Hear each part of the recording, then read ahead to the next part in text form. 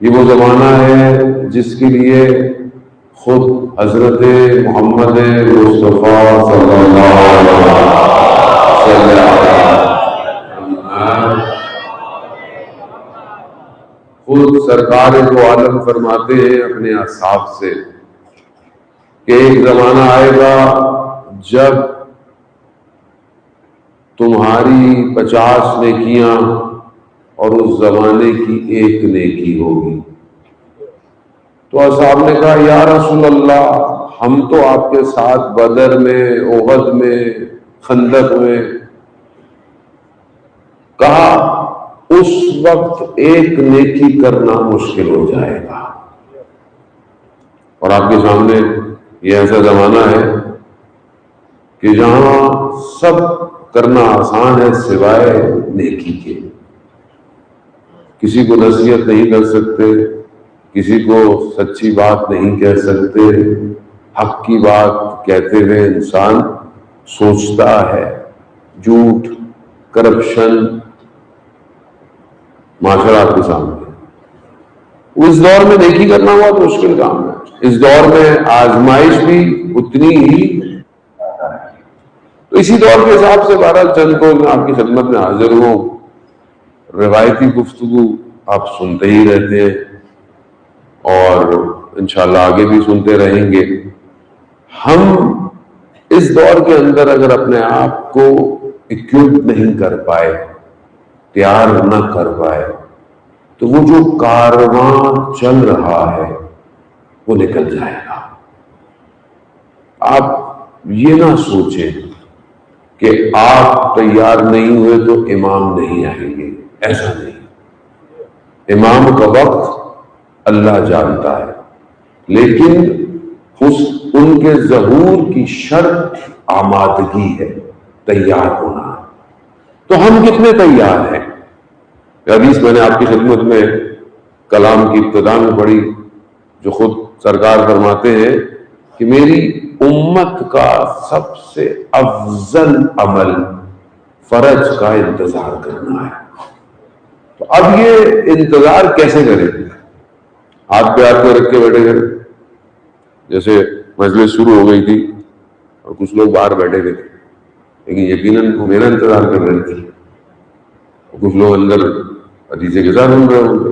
تو ایسے ہی ہے، بعض لوگ بیٹھے رہتے، آئیں گے تو دیکھیں گے، اور نہ آئے تو یا دیر ہو گئی تو جو رزق بٹ رہا تھا اس سے بھی رہ گئے۔ تو یہ بہت ضروری ہے کہ ایکٹیو انتظار چاہیے، پیسیو انتظار نہیں چاہیے۔ میں معذرت چاہتا ہوں، پر میری مجلس جوانوں کے لیے ہوتی ہے، تھوڑا مجھے مشکل ہوتا ہے تھوڑی بڑی عمر کے لوگوں تک بات کرنا، لیکن بہرحال بزرگ ہماری مجالس کی زینت ہوتے ہیں اور انہی کی وجہ سے آج عزاداری قائم بھی ہے جو انہوں نے محنت کی ہے۔ لیکن ایکٹیو انتظار چاہیے، پیسیو انتظار یعنی ایکٹیو کون ہوتا ہے؟ ایکٹیو وہ ہوتا ہے جو خود انیشیٹو لیتا ہے، خود سٹارٹ کرتا ہے۔ پیسیو بیٹھا رہتا ہے، دیکھتا ہے، کچھ ہوگا تو دیکھا جائے گا۔ مثلاً لائٹ چلی گئی، جب جائے گی تب دیکھیں گے۔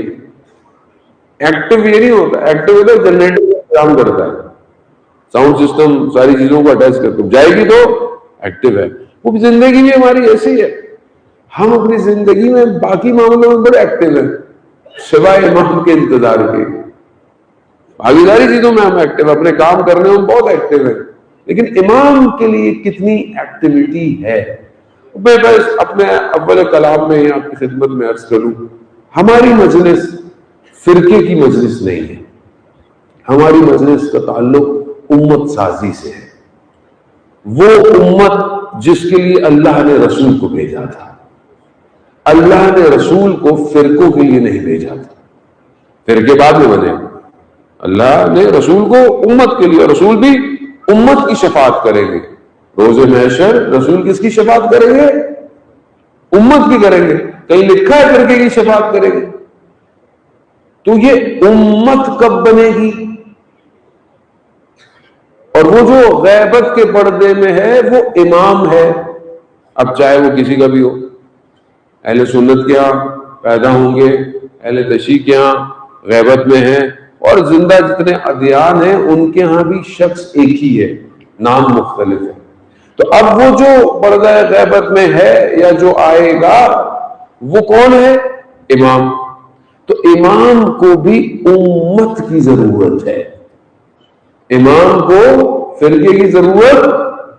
وہ میں آپ تاریخ سے آپ کی خدمت میں یہ مثال کہ جب مولا متقیان حضرت علی ابن ابی طالب علیہ السلام صلی اللہ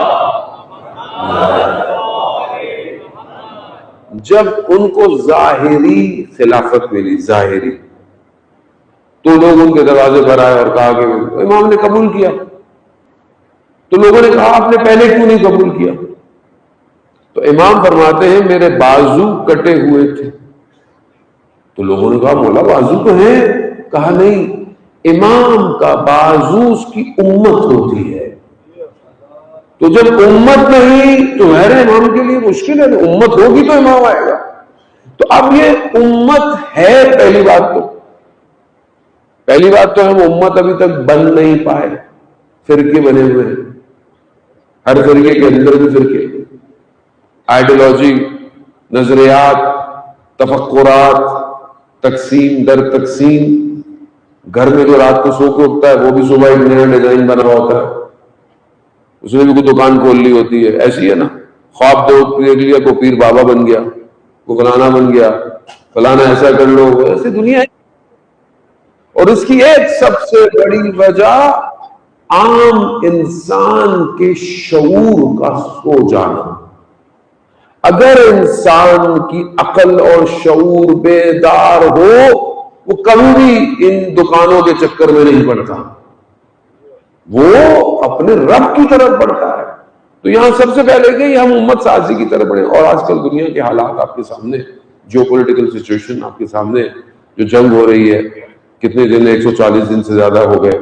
ظالم محترم، یہ جنگ بھی کسی ملک کی جنگ نہیں ہے، پیٹرول کی جنگ نہیں ہے، یہ جنگ حق اور باطل کا معرکہ ہے۔